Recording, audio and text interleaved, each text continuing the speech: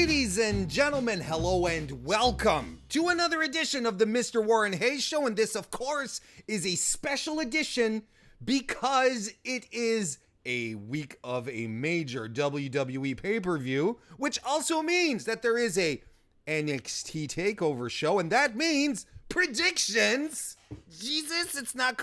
1 + 1, folks. It's that simple.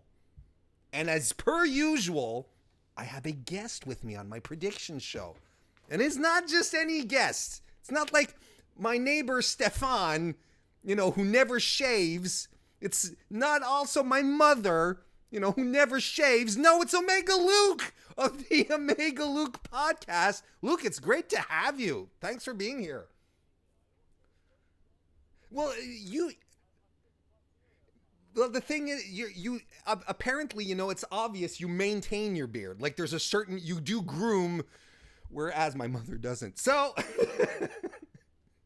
so basically, Omega Luke has cordially accepted my invitation. It's a pleasure to have him. But just in case there's like two or three neophytes, noobs out there, Luke, why don't you tell people about who you are and what you do?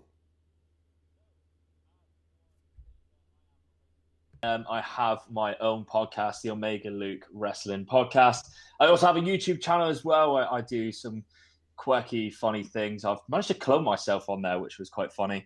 Fantasy booking faction, anything fantasy booking, I like to specialize in. I really enjoy doing that sort of thing. So that is where you can find me on all podcast platforms and YouTube, guys. Well, there you go. So Luke is all over the place, and it's fantastic that he's a busy man as well. And I'm glad that he made time in his schedule to be here. I really do appreciate it. But I mean, it's not as if we're going to talk about, how to make scones. We're going to talk about wrestling. We're going to talk about TakeOver New York.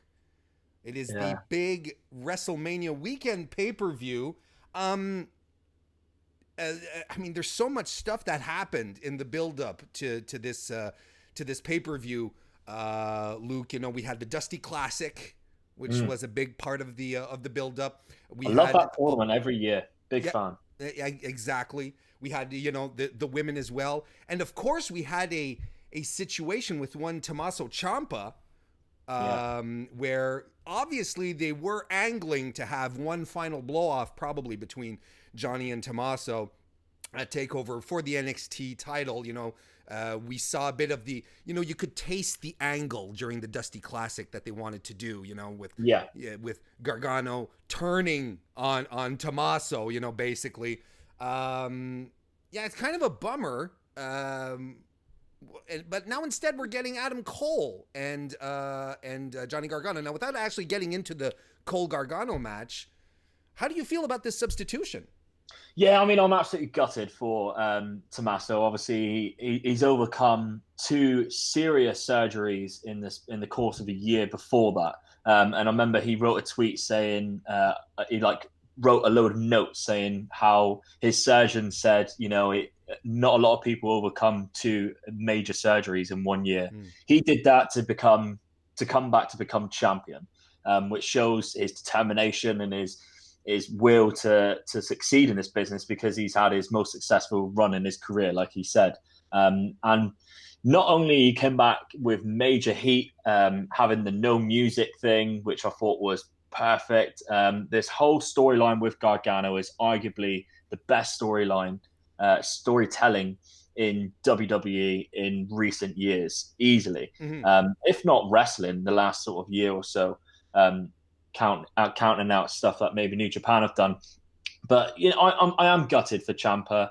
I did want to see him, when he became champion, have this huge run, and I think an unbeatable run, as if Ciampa's untouchable, and I think we are just on the cusp of that, really. So it is a shame, but Johnny Gargano, man, I wrote a tweet the other day. I genuinely think he is the best wrestler in the world right now. I really do. So him and Adam Cole, I'm sure they'll tear it up as a substitution. Adam Cole's brilliant. Sad that we haven't seen him a lot recently.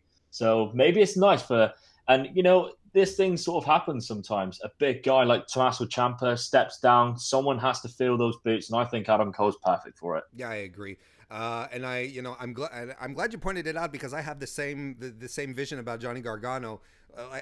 I don't understand why he's not more present in these conversations that we have, like when we talk about Kazuchika Okada being, probably the best wrestler in the world. Johnny Gargano is unquestionably the best worker WWE has, like on all the brands, on all levels. He has not had, in 2018, he did not have a single bad match. He did not have a single match, or even average. When you go, he had a throwaway match with Tony Nese on TV. Tony Nese, I'm not taking anything away from him. I love him. I think he's a fantastic, very underappreciated worker as well. Yeah. But I mean, they tore it up. And it was, it was meaningless in the sense, meaningless that there was nothing, there were no stakes. Really, it was just like, fight, fellows, kind of thing. Yeah. No, I completely agree. I'm kind of happy to see Adam Cole in this position. I think it's about time as well. Yeah. I agree. Yeah. You know that management likes him because he was part of the halftime heat. At during the Super Bowl this year, which is a sporting event in the United States. I don't know if you've heard about it. Never heard of it. Me either. I'm Canadian. I don't understand these things. Yeah. So basically, he was there as well, and he's always, he always has enough time. He's well promoted. I'm just glad that he's put in a position finally where he will have an opportunity to shine. Yeah, I agree. And, it's about time, I think. How long ago was it that he attacked Drew McIntyre and held up the NXT title? And he hasn't really been in the main event picture. No. He's had matches, probably, that off the top of my head, he probably had a couple of title matches, but not really been in the main event picture. No, he hasn't. Like, he won, obviously, he's the first North American champion. That's one thing. That ladder match, he was in there, but he's had matches with Aleister Black. He's had matches with all the big boys, but never for a title. Another interesting thing that I want to bring up in regards to the build up here is I feel there's two people that they were building up heading into this card that aren't on it, that I felt would have been a nice addition here. That's Keith Lee and Donovan Dijakovic. And by the way, I just want to point this out. In WWE, in a world, in a universe where people lose their last names all the time, right? Or are reduced to one name, they give this guy the least pronounceable friendly name, right? Donovan Dijak. It doesn't roll off the tongue. The worst thing was he was called Dijak for a long time, and they've added to it. It was Donovan Dijak, and when he was in PWG, it was not Donovan. It was something anyway, but it was Dijak. Christopher Dijak. Yeah, something. Anyway. Yeah, I think it was that. It's just slipping my mind right now. But yeah, I mean, they had to complicate. The minute he goes up on main, he's becoming a one-name wrestler for sure. Yeah. Anyway, but just gonna short it to die. Yeah, exactly. Yeah, exactly. But I that was just a segue. I mean, Keith Lee and Dijakovic, they've had wars in PWG. Bola 2017, I think, was a 5-star match, I believe. Yeah, that was fantastic. So when they started feuding in NXT, my palms got sweaty. Yeah, I was exactly the same, and like my friends have been speaking about that 5-star match and the fact that we had both on the roster and no sort of interaction, and they all sort of said, "I want this match to happen." When it eventually did happen, they left it with a sort of this is to be continued. Mm-hmm.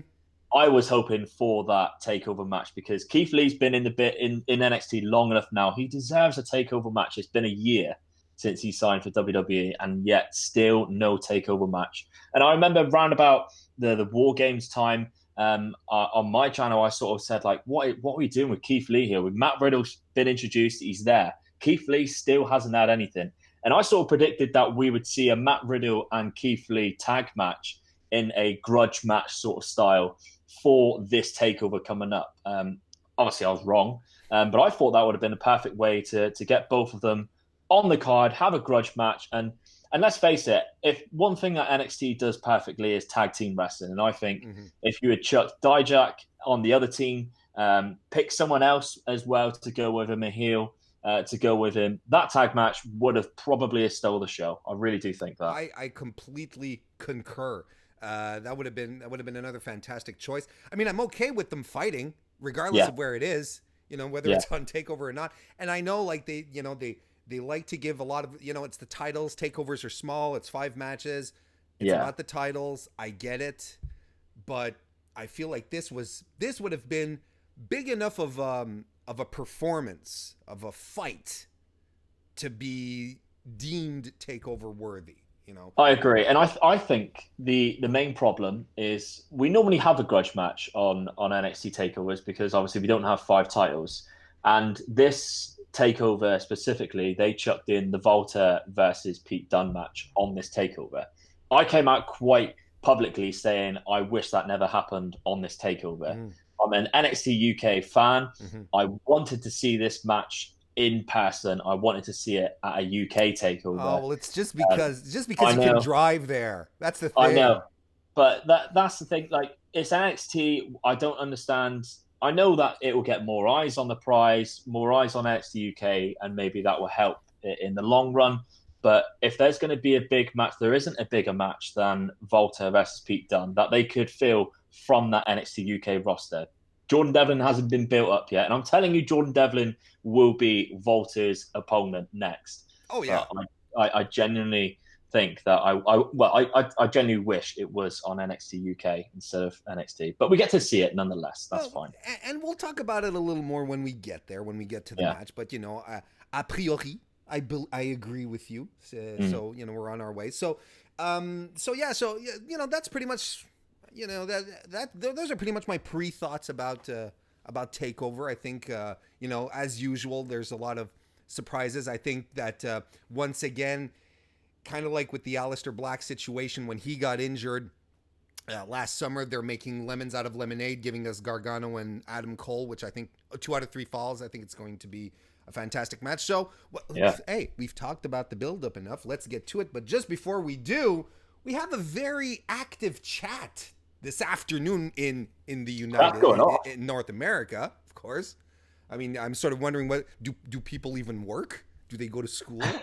Like, or do they just sit around waiting for wrestling streams to start? We've got Darren Kirby, who's here.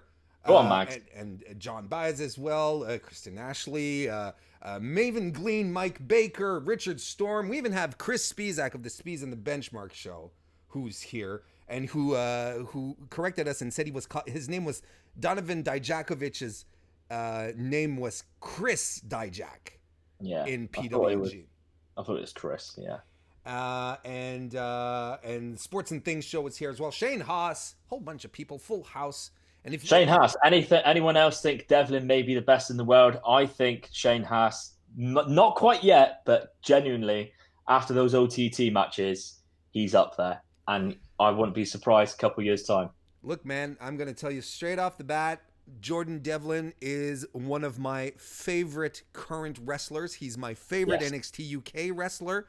Yeah. He is nothing short of spectacular every time. And his match, the title match he had with Pete Dunne last year on NXT UK, was criminally ignored. Ignored when end of year list started coming along. That match was awesome. It was a fantastic defining match for the brand. I think as well, like, he has been so good as a heel in NXT UK that because I didn't watch anything else with him in it, I thought, wow, he's a really good heel. How good is he of a babyface in OTT and in Progress? It shocked me, really did. I'm so happy with Jordan Devlin right now, really am. His versatility is second to none. Yeah. All right. So, and chat, anyone who's watching this live, thank you. Thank you very much for being here. And if you want to tweet out the link and give us a thumbs up, gosh, darn it, that helps. Holy cow. It's just so appreciative. Let's go right ahead, Luke. Let's start talking about the matches. I just love your enthusiasm. It's so funny. Oh, thank you so much. I'll have you on again. All right, let's start this off. First match of the evening. We're going to go through them in the order that they appear on WWE.com. This isn't an editorial. I'm not making this up. We're going to start with the North American Title Championship. On the line, the champ, Velveteen Dream, against Matt Riddle, who you can tell right now, as far as Matt Riddle goes, they're banking. When I say they, I mean WWE. They're banking a lot on Riddle, aren't they? Yeah, I really think so. I mean, as you can see, I'm wearing my Matt Riddle hat with my suplex shirt on, repping who I think is going to be NXT's big star of probably at the end of this year and through 2020. And you see, I'm repping the King of Sodas, Dr. Pepper. Genuinely though, Matt Riddle, I think he's going to be a star for NXT. I genuinely do. I think he's going to be the man in NXT. He's had a very good build-up. Bit disappointed they put him in that fatal four-way and made him look a little weak. Not that he was beaten and he wasn't pinned, but I would have kept him away from that and just had him going for that North American. He made his intentions clear the week before when he came out to look at the belt, bro. I would have kept him away from that fatal four and just kept him focusing on that North American belt and build that match even more than what it could be, because I think they've done a good job, but it could be better. But this is probably the match I'm looking forward to the most, because I can't wait to see Bro lift that belt. Really can. Yeah, this all falls down to speculation, right? It's because this is the time of year where you do get the serious call-ups up to Maine, right? And yeah. I mean, how many takeovers has it been since we started talking about? Dream is up next. Dream is ready. It feels like it's been 11 million takeovers, right? Because he's been ready forever. Yeah. I mean, and honestly, I really feel that this could be the one. And there's no other reason for them to have created this match between Riddle and the Velveteen Dream with so little hype to it and little build, if it's not because their plan is to call Dream up and put the title on a guy that they believe in and who is also a very credible champion, because Riddle's star power is going to go beyond NXT. Like the minute Vince McMahon actually sees this guy, like he's probably seen him, but like actually sees him, pays attention. Yeah. He's definitely going to push him. He's going to push him to the moon. He's going to be like, okay, because you can build a promotion around Matt Riddle. Yeah, he's just one of these guys who I just think no one can dislike him. Yeah, he's got the charisma. He's just like incredibly funny without meaning to be funny. Like the YouTube show that they did about him where he was moving with his family and stuff. He was just saying normal things and it was making me laugh. I genuinely think he's just got so much charisma, and not to mention he's a natural in the ring, as well as being a badass MMA fighter, which we know WWE like for people to have. And he's got the look. He's got the flip-flops which just come off when he is ready for battle. I really like him. And another reason why I would have liked a little more build-up, and I've touched on this on my own recap show for NXT 205 Live NXT UK recap show every Wednesday night on FightfulSelect.com. FightfulSelect.com. Subscribe today, $5 a month. I would have liked more build-up, because it seems to me that Velveteen Dream and Matt Riddle, in their attitudes and whatnot, they shouldn't be fighting. They should be buddies. Yeah. They're both very chill, very laid back, ready to pull out some one-liners. It just feels like they could all be lounging around, Yeah, there's no heat between them. Like at the end of the match, Velveteen Dream comes out on his couch with his women. He just walks past. You're about to fight this guy. He drinks out of his cup. It's like, thanks, buddy, and then he walks away. Yeah, very weird. The build-up is weird, but this should be a fun match. Who do you have here, Luke?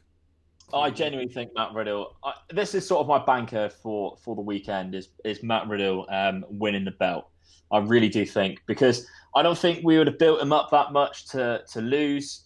I think Velveteen Dream can afford to lose. People still adore him no matter what. We've seen him lose in the past and come out better on the other side. Whereas Matt Riddle, they've built something here, and I really do think they're pushing him and pushing him to the moon. And not to mention it puts their North American belt, which has looked a little weaker since Adam Cole dropped it, I must say.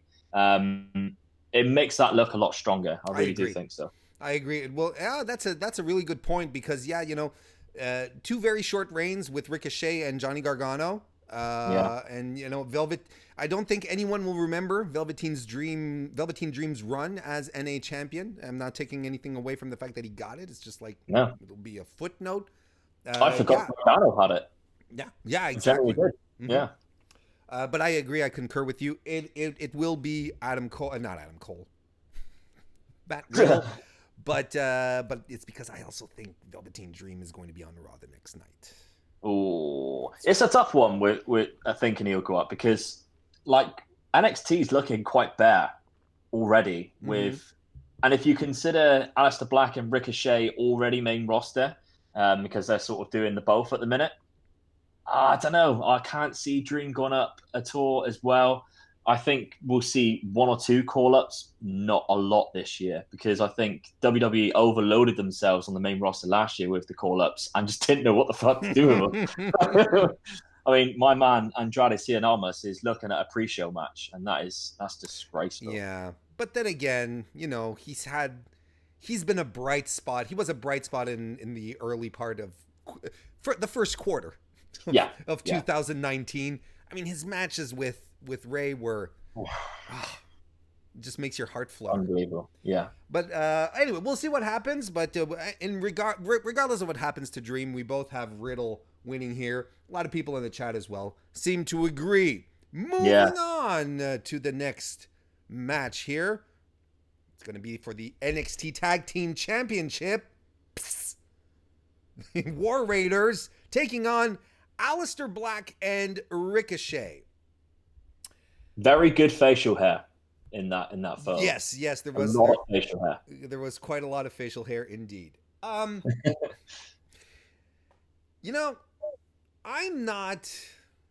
I like tag team wrestling, and like you said, NXT has been the standard bearer of tag team wrestling. Some of the best matches in all of WWE last year happened between Undisputed Era and someone else last year.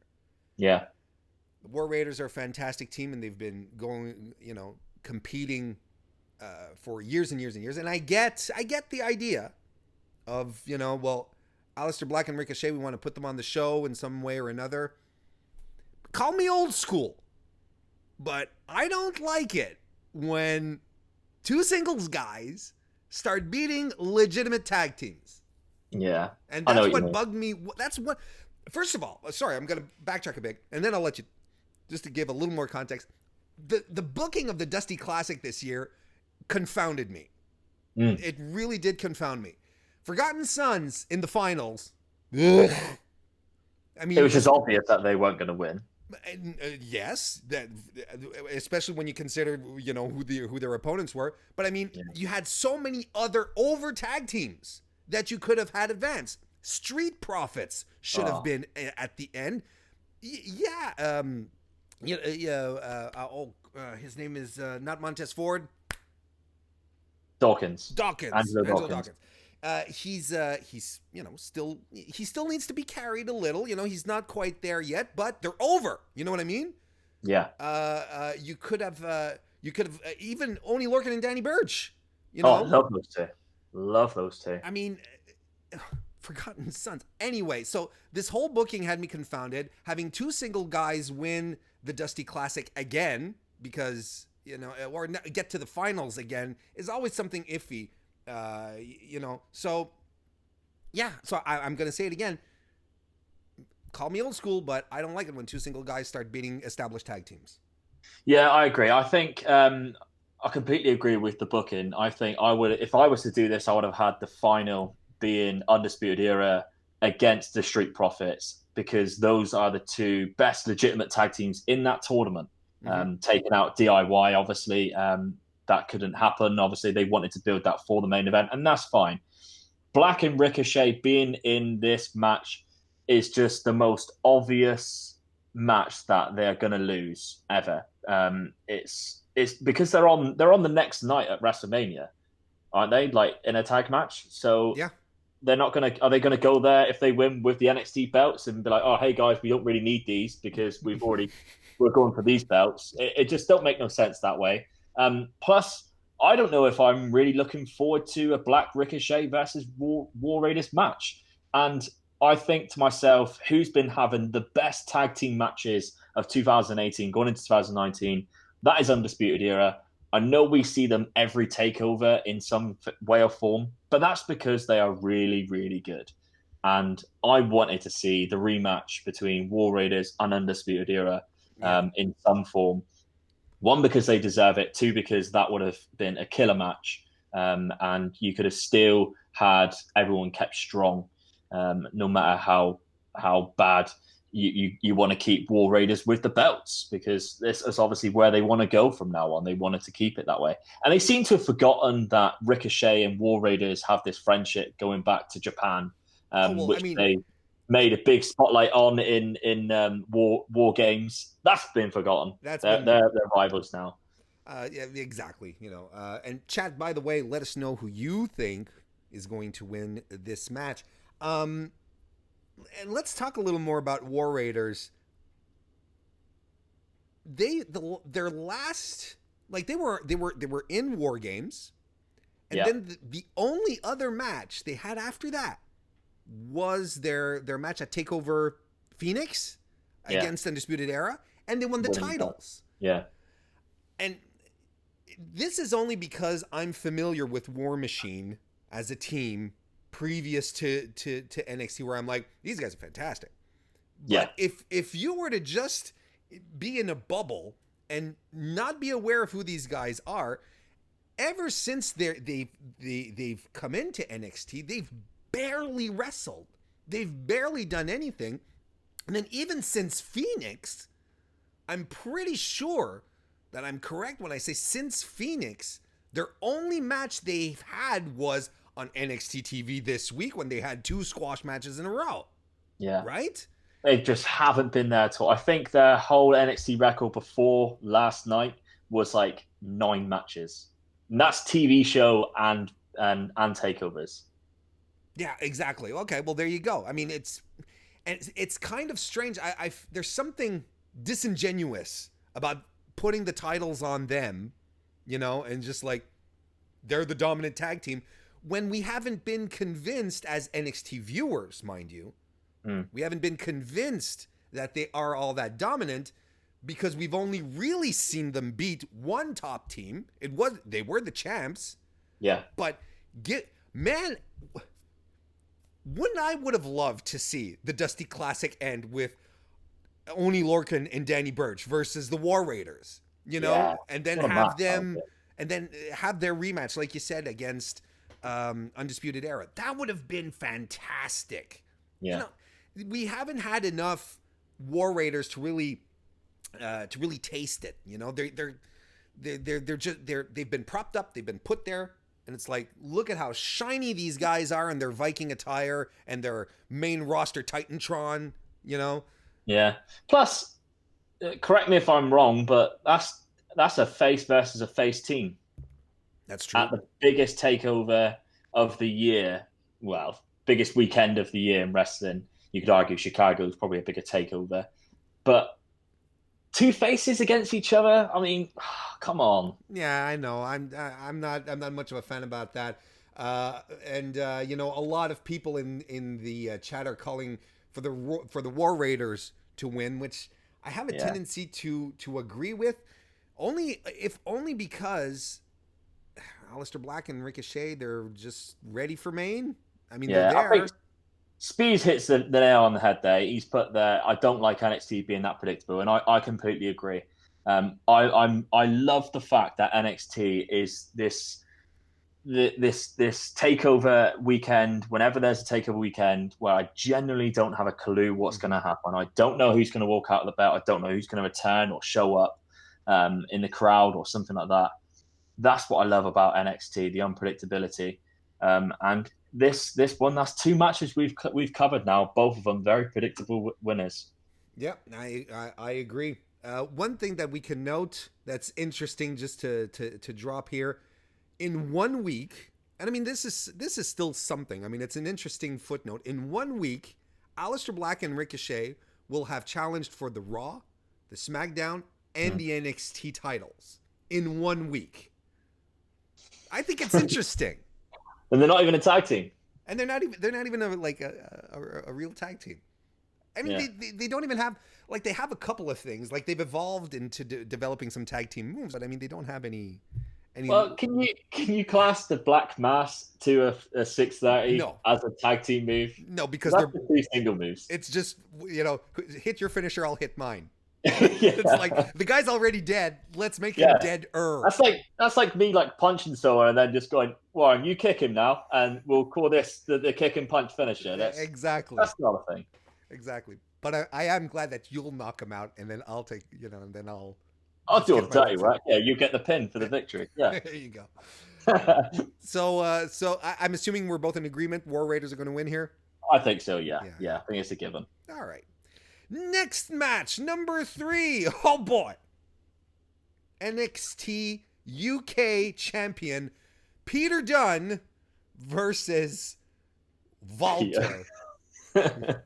Oh. All right. I can't wait for this match. I've got 2 matches that I'm really, really looking forward to this weekend. One of them is on the G1 Supercard. Jeff Cobb versus Ospreay. Yes. That I'm really looking forward to. Yeah. The other one is this one. Yeah. Because I feel there's just enough emotion and unpredictability here. I feel like this one just maybe a little. Here we can have some disagreement. We can have some discussion. You started talking about it at the beginning of the show here. Yeah. Where they're going with this. There's something about this match that has all the components of a title match that I know I'm going to enjoy. 2 really talented wrestlers who are ready to give everything just to make us go woo. And that's one thing. Second of all, there's a title involved with a long-standing champion who is adored. Everyone who loves Pete Dunne. I love Pete Dunne. He has a long reigning title, and the big question is, a la Undertaker streak, who's going to beat him? Yeah. Walter is the first competitor that he's faced in NXT UK that has that level of credibility, where you can be like, he could actually do this. Now, just by looking at him. Just by looking at him. Now, can he do it? Will he do it? Will he do it at NXT TakeOver New York? Luke, what do you think? I think there is a reason why they put this on the main takeover of NXT, not a UK takeover, and that is because the belt is changing. I really do. Yeah. Walter, they wanted a big guy like Walter to come in because at the first takeover, it was just obvious Pete Dunne wasn't losing. Like Joe Coffey, great wrestler. They didn't build him enough. No way. Like they tried, don't get me wrong, but no one thought Joe Coffey was going to win. No. Walter steps in that ring after the match. You already think Pete Dunne's in trouble. You may not even know who Walter is. I remember the first time I seen Walter was in person. I heard of him. I seen him in July last year. He turned up at the Rev Pro New Japan show. He came out and kicked Ishii after in this Ishii versus Suzuki match, and everyone was going, "Whoa, who is that guy?" He just oozes the type of person that you do not want to meet. And this is going to be a war. Just to add to your point, that when you say, you look at him and you say Pete Dunne's in trouble. Yeah. When they did the contract signing 2 weeks ago on NXT UK, Pete Dunne usually picks up a mic, says something extremely obvious, and just drops the microphone, right? Yeah, that's usually what he does. Is our Peter Aziz. Yeah, because he's in control, right? Like he doesn't need to. He's been champion for almost 2 years. He's got nothing to prove. He's just like, I'm gonna beat you ass, and then he drops, the mic, and that's it. That's all he has to say. The other guys cut the promos. But here, Dunne grabbed the microphone and he talked, and he's trying.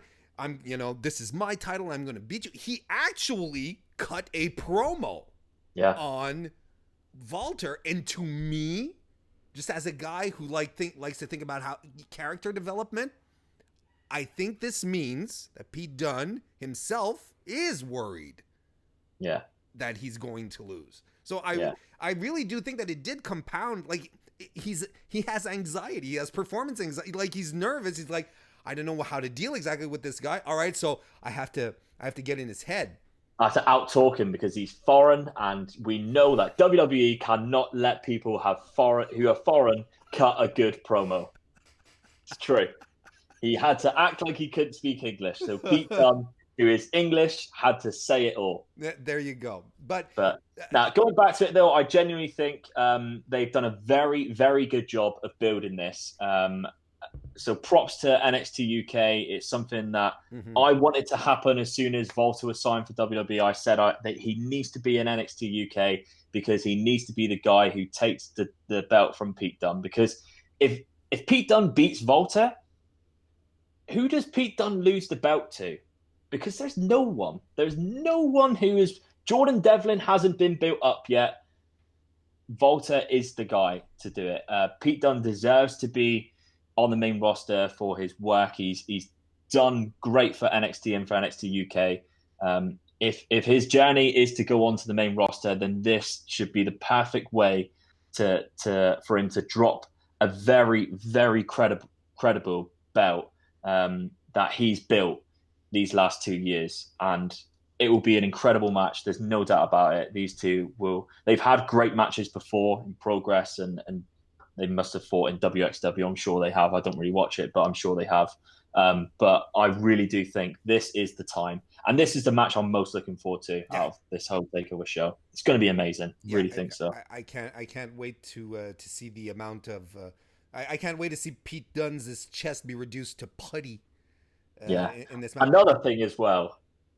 Imagine Walter playing the violin on the UK belt. I mean, it's just a sight to behold.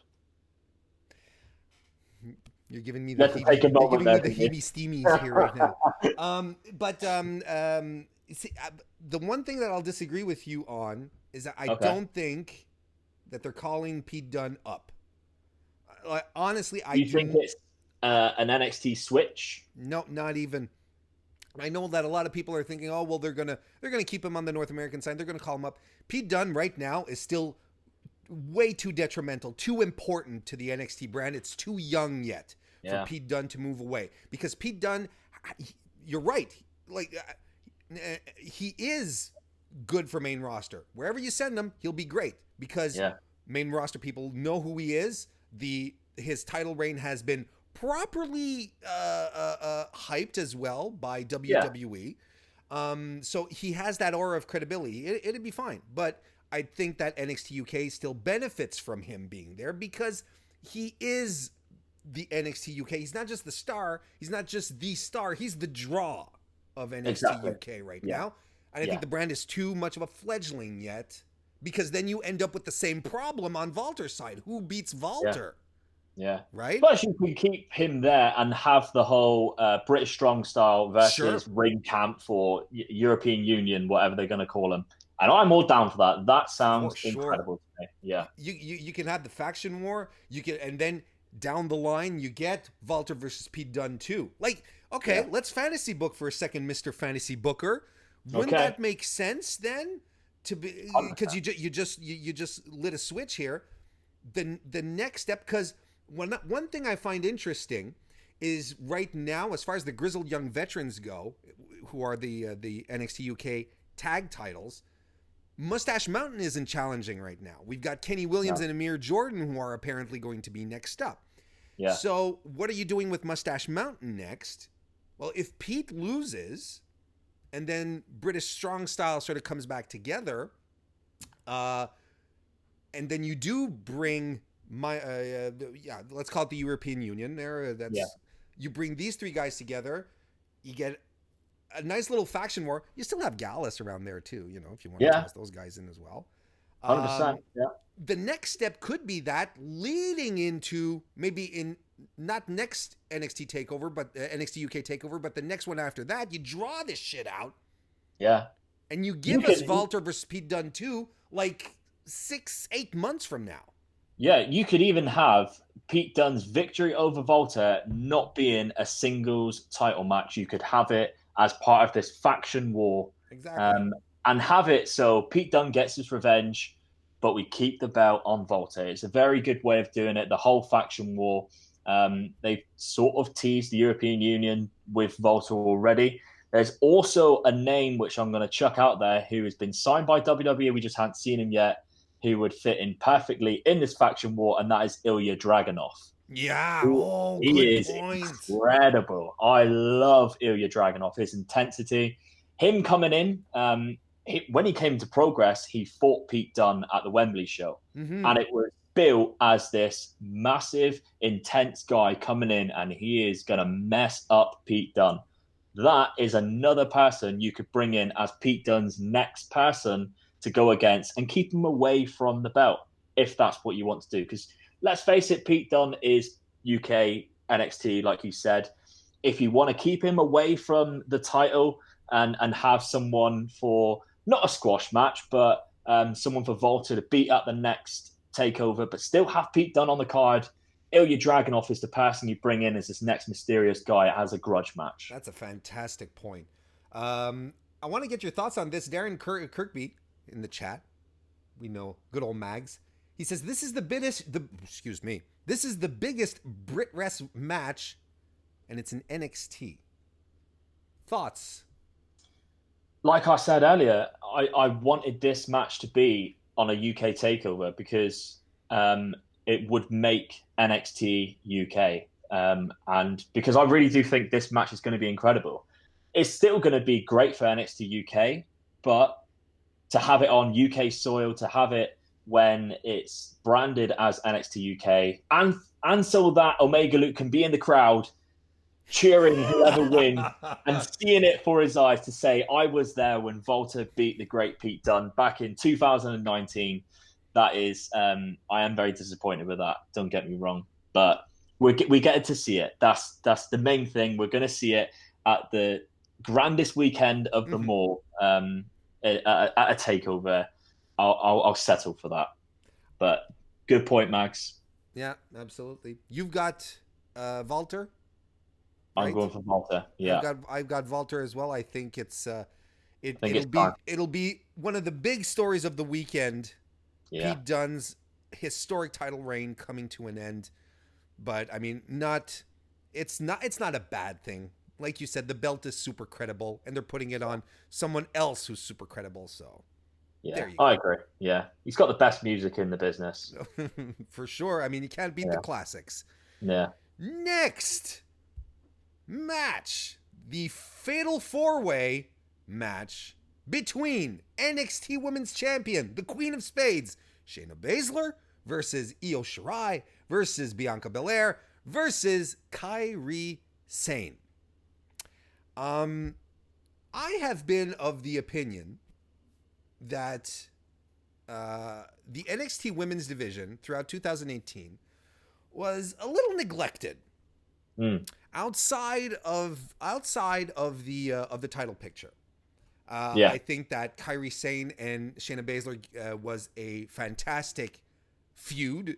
It gave us extraordinary matches. I really loved their 2 out of 3 falls matches that they had. Oh, so good. It was so short, amazing. But the pace that those women were working was crazy. And it was really, really good.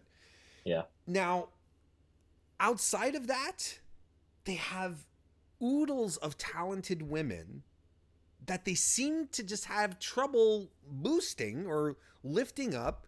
And I mean, outside of Io and Bianca, there's Candice LeRae. They have freaking Deonna Purrazzo, who we never see. Deonna. I mean, she's so good. And I feel that we're kind of at a situation here where they had to do a Fatal 4-Way because they felt that they can't go back to the Kairi well, right? Because we've seen the match 3 times last year. We're good. Yeah. I know I'm going to catch some hate by a couple of people in the chat right now. I also believe Bianca Belair, she's missing something.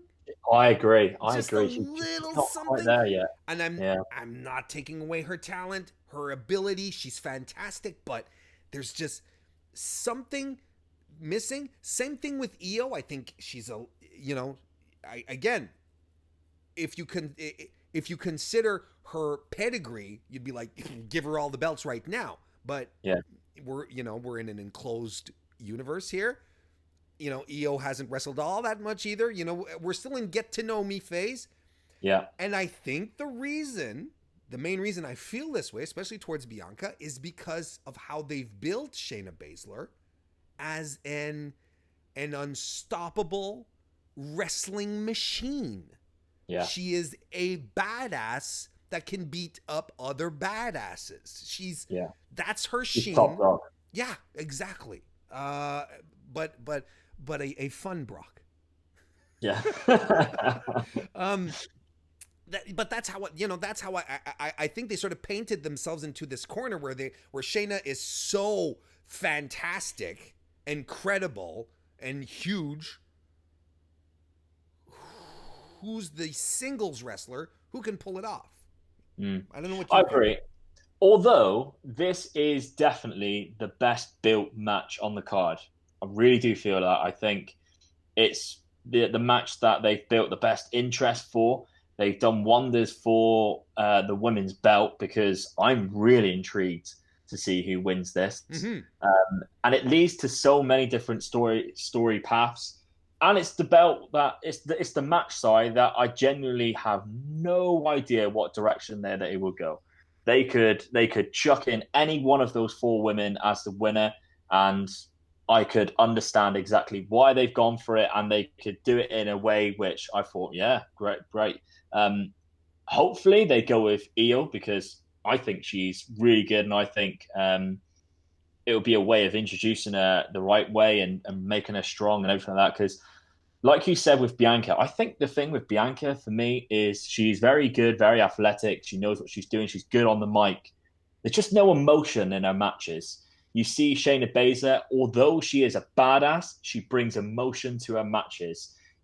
When she's screaming, when she's putting someone to sleep, she's showing the emotion. Bianca Belair just doesn't have that for me. And I'm all about, when I'm watching a match, I want to have emotion, because that's what draws you in and makes you remember it. I don't really remember a Bianca Belair match. I think that's maybe why. Yeah. But I'm thinking Io Shirai for this. I think it will be a great match. Yeah, I really do. The 2 out of 3 falls, like you said, Kyrie's saying, I just want to agree with you on that one. I absolutely love that match. That was perfect booking for a 10-minute 2 out of 3 falls. Brilliant. I think it just shows the talent for them. Yeah. It was outstanding. When we look at the match in and about itself, I mean, we're talking about, I don't want to sound like I'm bitching on anyone's like, the women's division sucks. That's not it. We're gonna have a fantastic match. I feel the same way about Ronda, Becky, and Charlotte at WrestleMania. The buildup became so heavy-handed and convoluted that it sort of lost steam. But the match is going to be great nonetheless. And that's women are going to steal this weekend. They really are. Yeah. Women are going to steal the weekend. So I mean, this is going to be the same situation here. You cannot have a bad match here because there's too many good people in the ring. Bianca's fantastic. Io was fantastic. Kyrie, Shayna, they're all great. So we're going to end up having a fantastic match. And I agree. This is the one where I'm like, the result depends on where they want to go. Are they calling Shayna up? Maybe. If they do, I feel it leaves a void in the women's division. But then again, I was thinking, and I've pointed this out on another show where I was talking about this before, I felt the same way with Asuka when it was like, oh, Asuka's leaving. Who's going to step up? Well, Ember Moon and Shayna Baszler did. And I'm like, okay, well, look at the state of things now. Ember is up on main. Shayna Baszler's a goddess. It's fine. So maybe I'm just being too, maybe I'm a little too worried at the idea of Shayna Baszler being called up. It's like, oh, who do you put the belt on? You could put it back on Kyrie as well, but Kyrie's ready for main too. Yeah, She's done everything as well. She's done everything in NXT UK as well.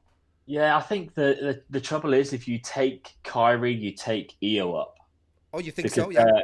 I really do. I think that the way that they are pushing the women's tag division, and rightfully so, because by the looks of it, they're going to unify the whole division, which I sort of predicted a couple of weeks ago. And now it looks like they are with the main roster belts joining together.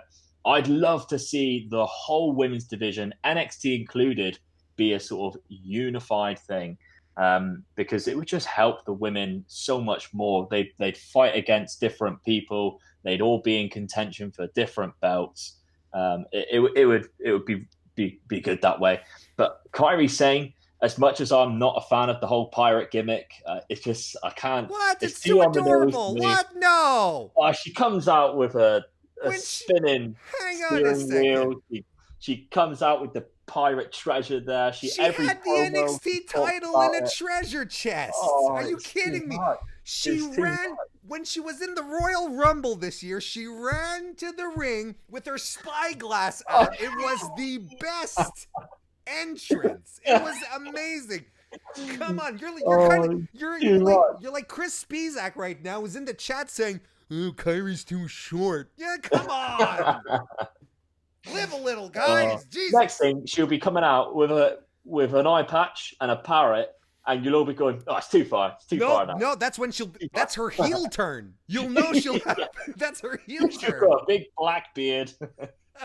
Like my mother. So basically, right? So if we have to pick here, Luke, who are we going with? It's not an easy one. It's not easy at all. I really think this is the hardest pick of the whole card, but I do think we'll see Io Shirai because I think we're going to see 4 versus 4. Before next Mania, I think it'll be a Survivor Series thing, and I think the only way to build it is a very slow build, and that means Shayna, Juke, and Jafir going up, and somehow turning Charlotte back face again and keeping Ronda as this badass heel, because you can't have a baby face for horsewomen of MMA. One, because Shayna Baszler, don't know what she's going to be like as a face, but 2, how can you have a heel Bayley for 4 versus 4? And besides, WWE will not let the will let the MMA horsewomen be heel faces. It just can't happen. Nah, definitely not. Becky Lynch as a heel, they tried that. Look at what happened there. Yeah, she became the biggest face of the company. So there you go. I think the Fatal 4-Way is a way to protect Shayna, have her lose the title without getting pinned. Yeah, without getting pinned, 100%. Yeah, clever, very clever. And oh man, I really okay. I'm going to throw it out there, and I'm going to agree with you. I think it's going to be Io who's going to win it by pinning Kairi Sane, and they are going to fight for the title. I think it'll be Io pinning Bianca Belair. Oh, okay, that's interesting. Yeah. We'll see what happens then, shall we? We will. Main event time. 2 out of 3 falls for the vacant NXT Championship. Johnny Gargano, a.k.a. Johnny Wrestling, a.k.a. Johnny Takeover, a.k.a. Johnny Badass, a.k.a. versus Adam Cole Bebe. Jump right in, Omega. What a match this is going to be. I really do think adding the 2 out of 3 falls is almost like making this match like an Okada versus Omega. I really do think it puts that special feeling to cap off an incredible night, making it 2 out of 3 falls. And you just know it's not going to be a 2-0. I mean, come on. It's wrestling. It's going to be a 1-1, and then we're going to be waiting for that third win. But genuinely, I think it's Johnny Gargano's time to lift the belt, as bad as it is for Adam Cole, because he's always there or thereabouts. And other than the North American belt, he doesn't really get a lot of wins at takeovers. So it's a shame, but I think Johnny Gargano, like I said earlier, is the best wrestler in the world right now. He doesn't have bad matches. He's good as a heel. He's good as a babyface. He's just doing everything right for storytelling. I love him to death right now. I genuinely think he deserves this NXT run, and I think it will culminate with Ciampa coming back somehow eventually, how long that takes, or if he can come back, that's another story. But I would love to see it and sort of round off what would be by then like a 2.5 year storyline because of injuries. But he deserves it. He Yeah. really does. Yeah, and I can't help but feel a little heartbroken, that this is not the big blow off match that we Yeah. should have gotten in regards to the Ciampa Gargano storyline. But I mean, this is going to be killer. This is going to be fantastic. I honestly believe, being familiar with his Ring of Honor work, NXT hasn't really seen Adam Cole go. You know what I mean? He hasn't been put in this position in this match where he can just leave it all there. And I think this is what we're going to get. And he's no dummy. Like, whether he wins or loses, he knows what kind of position he's in right now. He's going to go. It's going to be a crazy, crazy fight. And I'm sorry that we can't be on more different on a different level here on different sides of the coin, but I'm in agreement. Gargano he's been a godsend to NXT. He's done everything the company has asked him to do. He's done it wonderfully. He can do it all. He proved it last year. Babyface, heel, and still get the great matches, get the reactions that are necessary. He's fantastic. I love him. I love him so much. But I do as well. And I mean, he said it himself in that promo he did a couple of weeks ago, didn't he? He wasn't picked. Like, they didn't want him at one point, and he was brought back. He had to fight and graft and earn it, and he's done it. Like, he deserves it. And he's put in the work. It's something we can get behind, and we've been behind Johnny Gargano for a while. Even when DIY broke up and he was on his losing streak, his whole underdog story, we were there. We bought into it. We thought that he had a chance against Almas. Fuck you, Ciampa. It's all it was all well established that way, and I agree it has to be his time. I kind of feel that I wonder what would have been the outcome if Tommaso Ciampa was still around, because they were messing around with DIY up on main as well. Would they have flipped the belts? Because at some point they couldn't be a tag team on Raw and SmackDown if in NXT they were feuding, right? Yeah. I'm interested to know when they knew Ciampa had to go away and have surgery, and what they did after, and obviously what led to that. Whether they knew a couple of months ago and they had this plan for the Dusty Classic, whether they knew like a week and then thought, oh no, and that was it. Really genuinely curious. Yeah, well, Triple H on the Takeover media call said that he they had known for a while that Ciampa was having neck problems, but they didn't realize how severe it was until they did the call-up thing. They started that, and the decision to have him have the surgery was done very quickly.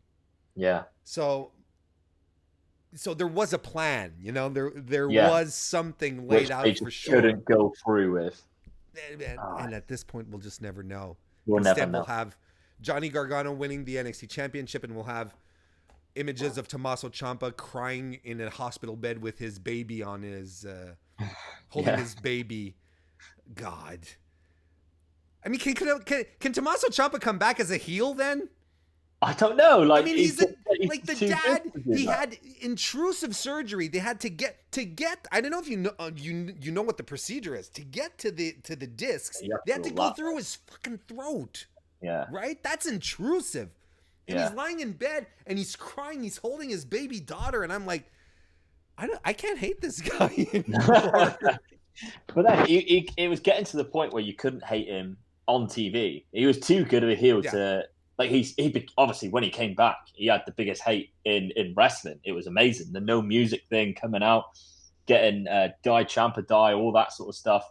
But then, like, when he won the title, it flipped, and it flipped very quickly to, he's a heel, but we love him. Yeah. Like, he's our heel. And, He's great. and that's what NXT has a tendency to do, right? They'll appreciate the good work and they'll cheer for the good work. Look at Adam Cole in Undisputed Era. I mean, it's the same thing. These guys are supposed to be. Was another one. I mean, just think about that promo, the promo that Adam Cole and Johnny Gargano cut on each other 2 weeks ago. The one you mentioned. You know, they're both in the ring. There's dueling chants. Yeah. And Adam Cole actually has to take the microphone and say, and address the audience and say, "You people, I don't need you people." You know, it's like basically to get some heat on him. You know. Yeah, definitely. So, Chad has been talking about it. There's a lot of, you know, there seems to be a consensus on Gargano, but it's by a slim margin. People are talking, you know, Adam Cole wins in a classic. Cole needs to win the match, but then it's like, you know, Gargano, it's his time. He gets the title. It can't be anything else. Honestly, it's a bit of a tough one to call, but if you were to ask Warren Hayes, I'm going with Johnny. I'm agreeing with Mr. Warren Hayes. I'm going with Johnny, but this is going to be one of those matches where, because we don't know, NXT knows we don't know. Yeah. There are going to be false finish after false finish after false finish, and it's going to be great. Take your heart medication before this one, folks. Yeah. Well, for those of us over 40 anyway. Yeah. So there we have it. So those are the matches. Another 5-match takeover. I like me a takeover, nice and taut and you know, just streamlined. No bloat. I love me a good takeover card. Yeah. So Luke, is this going to be a good card? It's going to be an average card? Or is it going to be a bad card?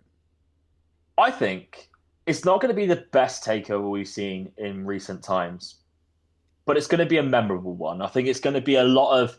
Do you remember that night when this happened? The likes of Riddle winning his first championship, the likes of Volta winning the NXT UK belt. It's going to be when Johnny, hopefully, or maybe wins the belt. It's going to be one of those nights. Yeah. Maybe not for the purposes that we've had before, storytelling-wise, because not enough of the matches have been built storyline-wise. But maybe match quality, maybe memorable moments. I think this will be a card people will remember. I have a tendency to agree with you, but then every time I've said that, the card has always blown my mind. Yeah. That's how takeovers work. It's like... Oh, then the last one I was a bit like... I agree. Phoenix was a misstep. It was still fantastic. Yeah. But if you're grading it on a purely takeover scale, that was the one where you're like, this one didn't quite click as much. Yeah, it was agree with you. Like good. Wasn't great. Correct. Luke, I want to thank you very much for being here. Why don't you let the folks know where they can find you on social media and all your various media outlets? Well, thank you very much, Mr. Warren Hayes, for having me on. It's been a pleasure. It's been long overdue as well, might I say. We don't do enough together on and off screen. But you can find me at Omega_Luke on Twitter, where I like to interact with you guys. Every week I post out a nice little fantasy booking faction to get you all involved on my YouTube channel. It's a nice little competition. Things are heating up as well. People are getting very argumentative with me and other people for their factions. They take pride in their factions, and I really enjoy the people getting involved. But you can find me Omega Luke Wrestling Podcast across all media platforms, and now part of Brainbuster Radio, the family there. It's great shows on there, new and old shows, with the likes of Queen absolutely slaying her first show, absolutely incredible. And then the likes of Foul and Wrestle Thoughts, people who have been around for a while, JPQ. Oh, no, let's not. No, we don't have to name that guy. Let's not talk about it. No, sorry, I said something wrong. Just never mind. Yeah. I mean, don't even know who that guy is. But yeah, you can find me on Brainbuster Radio or Omega Luke Wrestling Podcast, and subscribe to me on YouTube, because I want to be as big as Mr. Warren Hayes. Oh God, you don't. Man, talk about not having ambition in your life. But Luke, I want to be Canadian. I want to be 40. That's fine. We're part of the Commonwealth. You practically almost are. That's fantastic. Luke, it was an absolute delight to have you on the show. I appreciate it. We were talking about it before we came on stream, and it's been too long since we've been trying to get this done for a while, and I'm glad we finally were able to converge, because it was a pleasure, and I'm just looking forward to the next chance to have you on. That'll be fantastic. I agree. Definitely. So enjoy WrestleMania weekend, lady, and to everyone as well watching in chat. Thank you very much for coming over here on a Thursday afternoon, at least in North America. And I'm glad everyone showed up. That's fantastic, and I hope everyone has a fantastic WrestleMania weekend. I will be back here on Saturday morning at 11 a.m. for I'll be doing a what I like to call my WrestleMania predictions bonanza.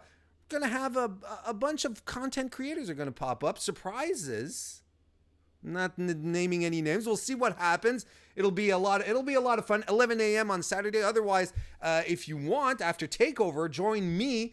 I'll be with Sean Ross Sapp and Alex Pulowski on the Fightful.com doing the recap show for NXT TakeOver New York. So again, Luke, thank you very much. Thank you everyone for joining us today, and I will see you next time.